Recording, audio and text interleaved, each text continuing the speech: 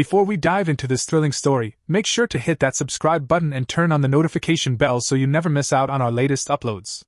Your support keeps us going. Now, let's get into it. You weren't invited because we didn't want you there. I stared at the message on my phone, unable to process the words.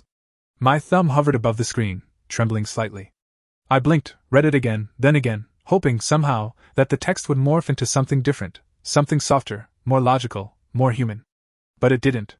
It remained the same, cold, final, unapologetic. A one-line text from my father that hit harder than any blow. We didn't want you there. I didn't know whether to laugh or scream. A strange numbness spread from my chest to my limbs, like my body couldn't decide how to react. My eyes traced back over the chain of events that led to this moment, and for the first time, the puzzle pieces of confusion and denial clicked into place, forming a picture so cruel and deliberate I nearly dropped my phone. A day before, I had opened Instagram during lunch, mindlessly scrolling through stories and posts to kill time. That's when I saw it. A photo uploaded by my younger brother Frank, a sunny beach, golden waves, everyone in bright swimsuits, drinks in hand, smiles beaming across familiar faces. Our parents. My siblings. My cousins. All of them. Together. Relaxed. Happy. The caption read, "Well-deserved family retreat, Blue Heart Palm Tree." Family. That word hit me like a punch to the stomach. I zoomed in on the photo, scanning every corner, every reflection, as if somehow I might find a piece of myself there. A shoe, a hand, anything. But of course, I wasn't in the picture, because I wasn't on the trip. Because I hadn't even known about it. My heart pounded in my chest as I flicked through the rest of Frank's posts. More pictures. More smiles. A group dinner at a luxury resort, a boat excursion, late-night dancing under fairy lights. And still, nothing. No messages from anyone. No hints. No. Wish you were here. No. Had to leave without you. Just silence. Omission. Erasure. I went to my messages, scrolled through our family group chat, Ghost Town. The last text was from me, 2 weeks ago, reminding Dad to check his blood pressure medication. No reply. I had chalked it up to him being forgetful or distracted.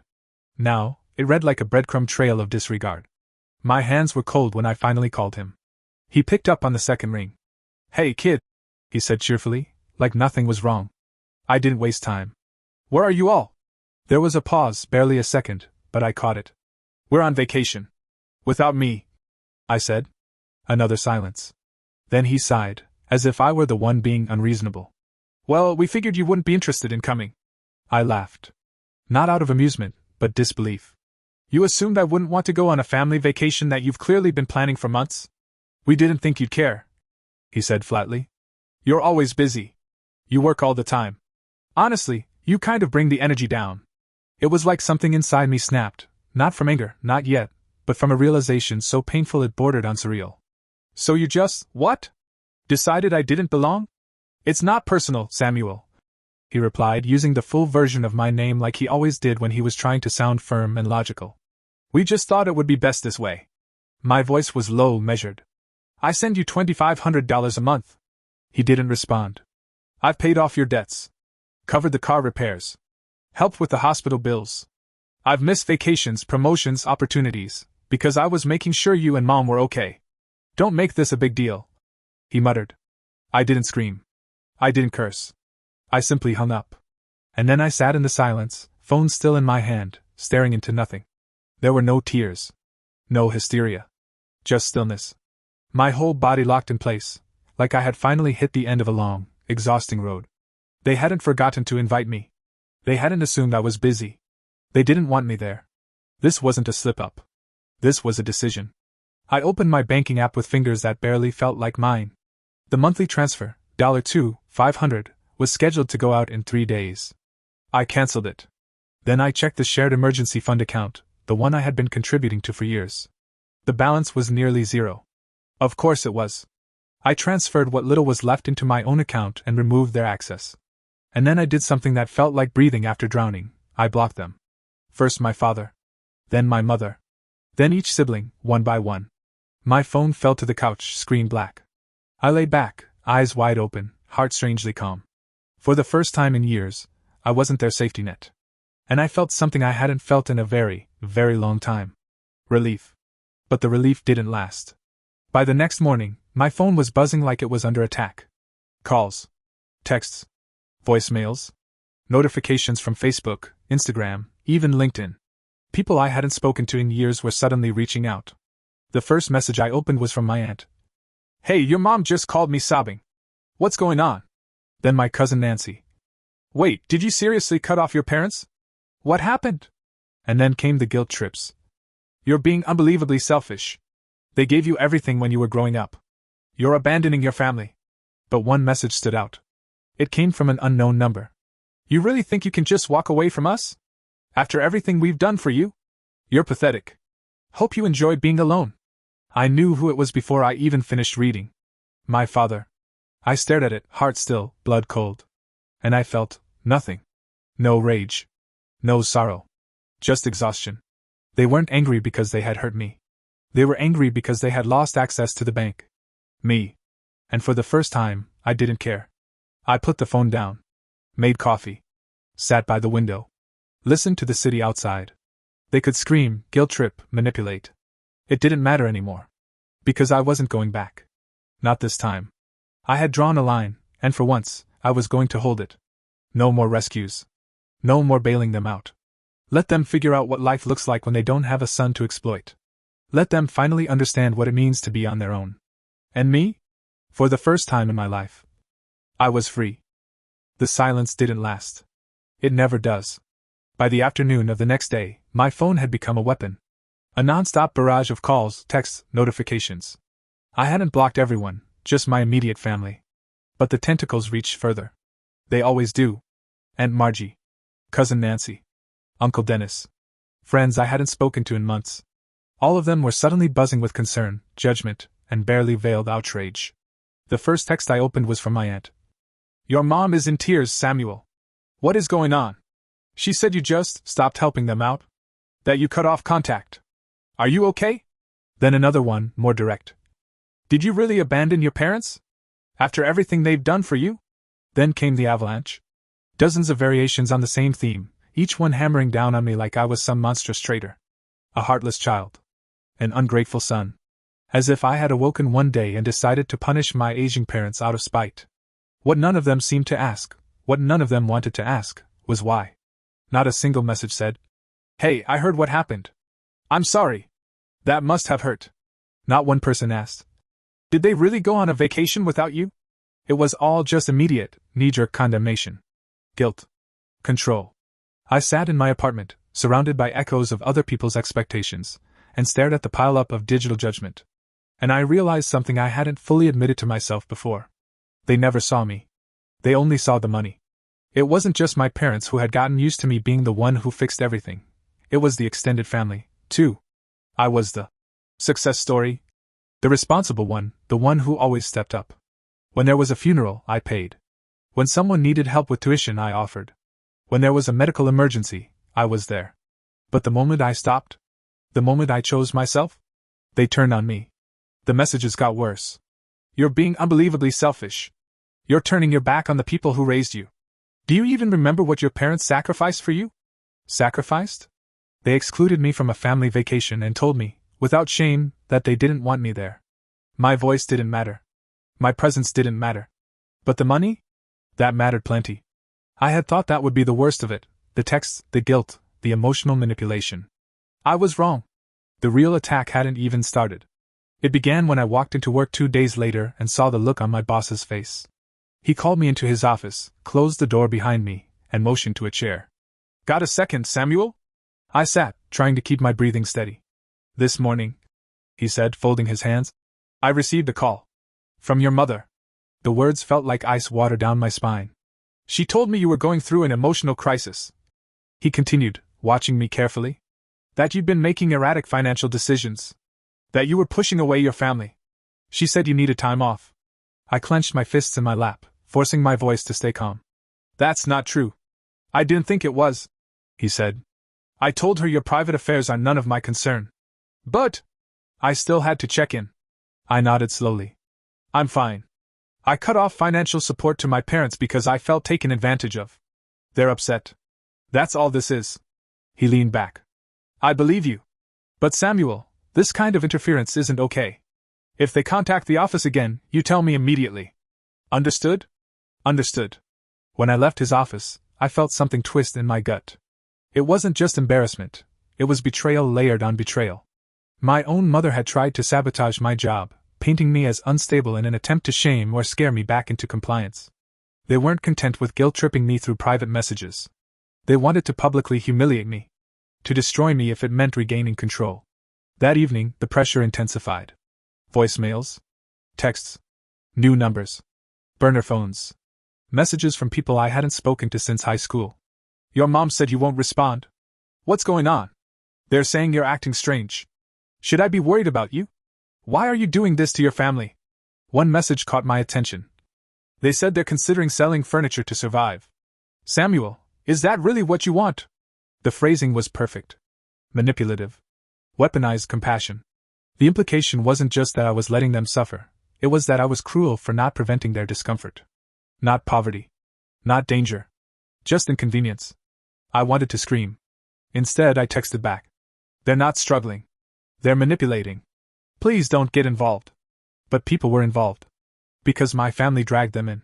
Even my best friend Carl messaged me. Yo, your mom hit me up on Facebook. I stared at the text stunned. What did she say? I asked. Seconds later, he sent a screenshot. It was a private message from her. Carl, I hate to bother you like this, but I'm really worried about Samuel. He's been acting strangely. Cutting off his family. Making rash decisions. We're afraid he's depressed. If you hear from him, please encourage him to reach out. We just want to help. I called Carl immediately. Before I could speak, he said, Dude, don't worry. I don't believe any of it. Thank you. I exhaled. They're just angry because I stopped the money. I figured, he said. Still, that's low. Really low. Yeah. I whispered, my throat dry. It is. That night, I lay in bed, staring at the ceiling, unable to sleep. My phone buzzed once every few minutes. The relentless pressure, the emotional ambush, it was suffocating. They were trying to isolate me by pretending I was the one isolating myself. They were painting me as unstable because it was easier than admitting they had done something wrong. And worst of all, some people were starting to believe them. That was the real danger. Because if they could rewrite the story, turn me into the villain, the broken son, then they could reclaim their status as victims. And if enough people believed that narrative, then I would be the villain. Alone. Cold. Heartless. Not because I was, but because they said I was. I stared into the dark and realized something bone deep. This wasn't going to end with texts and phone calls. This was a war. And they were just getting started. There's only so much you can take before something inside you flips. After days of being hounded by messages, smeared behind my back, and painted as unstable to my own boss and friends, I finally reached my limit. I was done playing defense. I was done being quiet. If they wanted to involve everyone in this mess, fine. But I was going to tell the whole story. No more half-truths. No more hiding behind politeness or guilt. If they were going to twist the narrative, I was going to rip the curtain down and show everyone exactly what had been happening all these years. So I opened Facebook. Not a story. Not a vague post. A full status. Public. My fingers hovered above the keyboard for a moment, and then I started to type. No drama. No insults.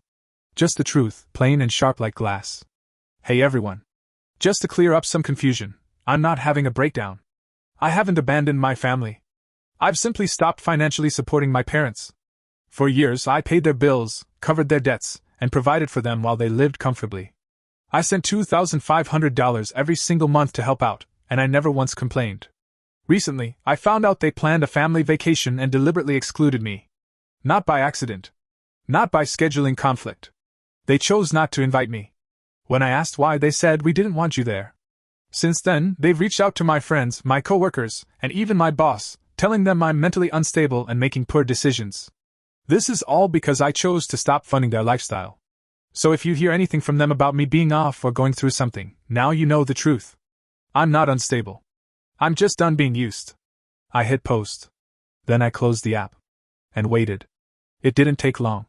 Within minutes, the reactions started flooding in. Likes. Comments. Shares. Private messages. Notifications popping up so fast I couldn't even keep track. Some were shocked. Others were angry, on my behalf. The first message came from Nancy, my cousin. Wait, they took a vacation without you? And you were the one funding them? That's messed up. Then Uncle Dennis. Son, I had no idea. You've always been generous. Don't let anyone guilt trip you for finally saying enough. Then Aunt Ashley. They called me last week saying you were acting strange. I didn't realize it was because you cut them off. That's disgusting. And then came the comments. Public ones. People calling them out. Siding with me. My uncle posted. How can you say you're struggling when Samuel was giving you $2,500 a month? That's more than what most people even make. Be honest. A family friend chimed in. You had no issue using his money before, but now that the cash flow's gone, suddenly he's the bad guy. The carefully constructed image they had tried to protect, the poor, innocent parents abandoned by their ungrateful son, was falling apart. And they were watching it unravel in real time. I could imagine their faces, sitting at their kitchen table, phones blowing up, seeing the lies exposed for everyone to read. No more whispered stories. No more one-sided conversations. The curtain had been pulled back. But I wasn't done yet. If they wanted to bring other people into this, I was going to make sure everybody understood what really happened. And that included the one person I should have called a long time ago, their landlord. I pulled up the number and dialed. Hello? He answered after a few rings. Hi, Mr. Ryan. This is Samuel. Samuel Jennings. A pause. Ah, yes. Everything okay? I just wanted to let you know, I said slowly, that I will no longer be covering my parents' rent. Any previous arrangements, consider them over. Another pause. Then a low chuckle. Well, I figured this day would come eventually. That caught me off guard. What do you mean? Your parents have been late with rent several times, he said, voice calm. But every time they'd say, don't worry, our son will take care of it. They treated it like a guarantee. Like you were some sort of automatic safety net. My jaw tightened. Well, that ends today. Understood, he said. I'll expect the rent on time next month. If not, they'll have to deal with the consequences. We ended the call, and I sat there, the weight of the moment finally sinking in. For years, I'd been patching holes in their lives, covering their bad decisions, financing their comfort. And now, for the first time, they were going to feel what it was like to live without that crutch. That same evening, my phone pinged again. Barbara. My sister. Are you seriously posting about our family on Facebook? I didn't hesitate. I'm not exposing anything. I'm correcting the lies our parents have been spreading. This is humiliating for them. Maybe they should have thought about that before they tried to paint me as mentally unstable. Silence. Then, you're being heartless. No, I replied. I'm being honest. She didn't reply after that. I imagined the chaos erupting on their end, panicked calls, desperate attempts to do damage control, frenzied explanations to every relative who had finally heard my side of the story. They had underestimated me. They thought I'd fold like always. That I'd come crawling back. But not this time. This time, I wasn't the one with something to hide. They were. And the world was finally seeing it. It didn't take long for the fallout to reach my doorstep, literally. I was halfway through dinner when the pounding on my front door began. Not a polite knock. It was urgent, frantic, the kind of knocking that demanded attention, like the person on the other side believed sheer force might break through not just the door, but every boundary I had just spent weeks trying to build. I stood slowly and looked through the peephole. My mother. She stood there, clutching her phone, her face pale, her body tense. I hesitated, hand hovering near the knob. For a split second, I considered pretending not to be home. But a deeper part of me, the one that had been quiet for years, was curious. What excuse would she give now? What lie was she about to spin? I opened the door. She stepped forward immediately, but I blocked the entrance with my arm. Her face was drawn and swollen, her eyes red from crying. She looked like a woman at the end of her rope, and I wondered, for just a moment, if this was the first time in years she'd ever felt what it was like to be at someone else's mercy. Samuel, please, she said, her voice cracking. We need to talk. About what? I asked calmly. Mr. Ryan called, she said, blinking quickly, as if even saying it aloud made it more real. He told us you won't be paying the rent anymore. I told you I was done, I replied. Why is this a surprise? Tears welled up in her eyes again. We need you. No, I said, voice flat. You need my money. She recoiled slightly, like I'd slapped her. We raised you, she whispered. We took care of you. And now that we're the ones who need help, you're turning your back on us? A bitter laugh escaped my throat before I could stop it. You didn't seem to need me when you planned a whole vacation and didn't invite me. You didn't need me when you told me I'd bring the energy down. Remember that? She opened her mouth, but no words came out. So let's be honest, I continued. You didn't see me as family. You saw me as a service. As long as the money showed up on time, you didn't care whether I existed. And the second I stopped being useful, you tried to destroy my reputation. You went to my friends. You called my boss. You tried to make me look crazy. And now what? You want forgiveness? Tears streamed down her cheeks. So you're just going to let us struggle? I met her gaze, steady and unblinking. You'll manage. She stared at me like she didn't recognize the person standing in front of her. And in a way, maybe she didn't. Maybe for the first time, she was meeting the version of her son who had finally drawn a line. Not the helper. Not the fixer. Not the ATM. Just a man who had had enough. Her sorrow twisted slowly into something else. Anger. Her posture straightened. Her eyes narrowed. Fine, she snapped. If this is who you've become, don't expect us to ever forgive you. I leaned casually against the doorframe. Forgive me for what? For protecting myself? For setting boundaries? No, Mom. The only people who should be asking for forgiveness are you and Dad. Her jaw clenched. She turned without another word and walked away. I closed the door behind her and locked it. I didn't cry. I didn't shake. I didn't second guess. I just stood there, in the quiet, listening as her footsteps faded down the hallway. And I smiled.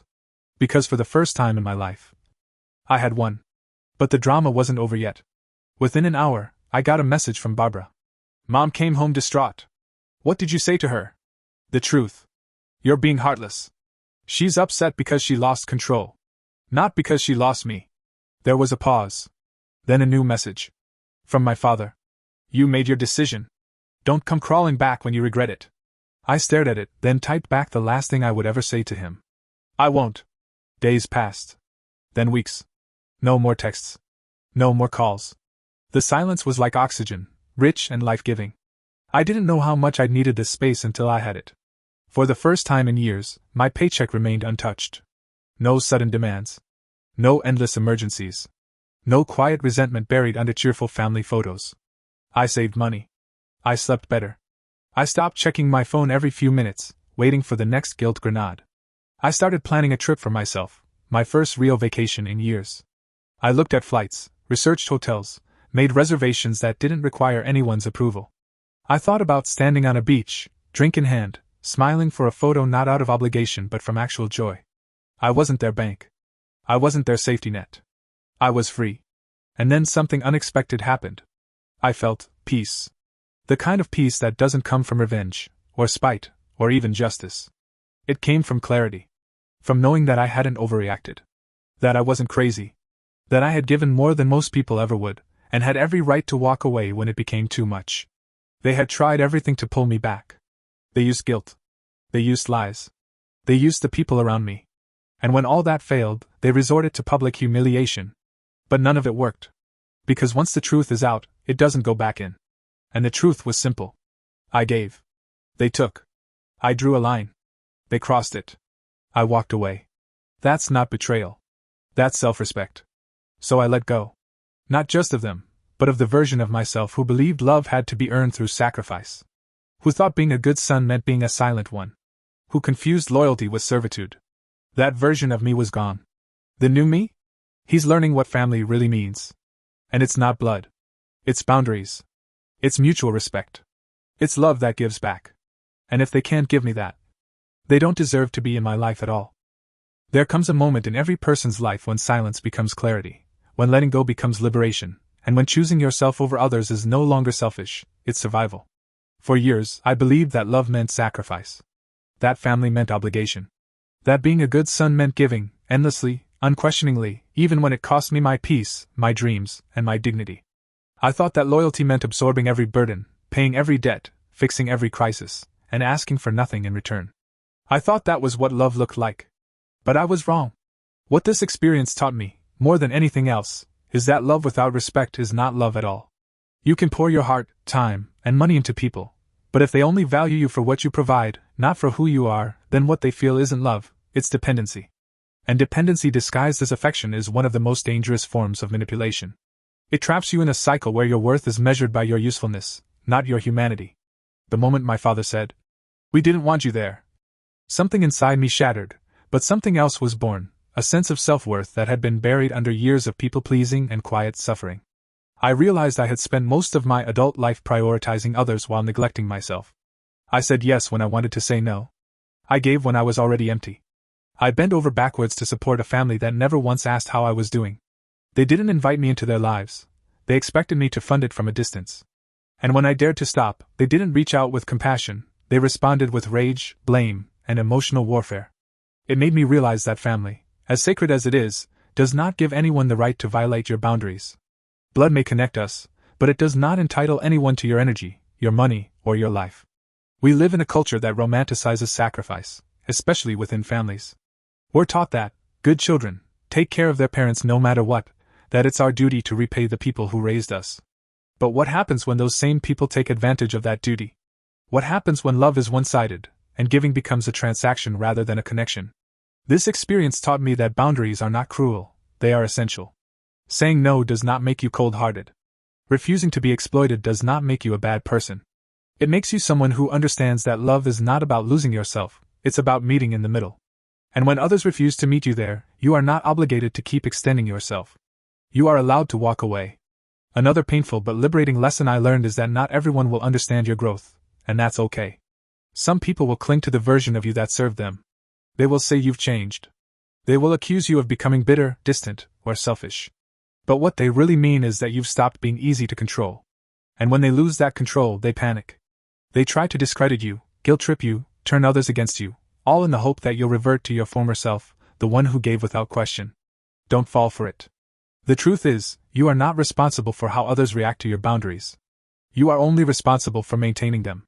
People who truly love you will respect those lines. They will see your limits not as rejection, but as a form of self-care. And those who cannot accept your boundaries? They were never really with you to begin with. They were with what you could do for them. I also learned the power of truth. When I finally spoke out, when I told the world what had really been happening behind the scenes, something amazing happened. People listened. They supported me. They validated my pain. And slowly, the shame I had been carrying for years began to disappear. Because silence protects abusers. Secrecy keeps toxic cycles alive. But truth sets you free. It brings light into dark places. It holds people accountable. And sometimes, it even gives others the courage to speak up about their own experiences. But perhaps the most important lesson I learned is this: freedom begins the moment you stop asking for permission to protect your peace. You don't need anyone's approval to reclaim your time, your energy, or your life. You don't need to justify why you stopped tolerating disrespect. You don't need to explain why you deserve better. You simply do. And once you accept that truth, you stop trying to convince others. You just live it. Now, on the other side of the chaos, I've discovered something I never expected: peace. The kind of peace that doesn't come from fixing other people's messes or earning praise. A peace that comes from knowing that I am no longer responsible for everyone's happiness. That I am allowed to put myself first. That I am not cruel for choosing healing over obligation.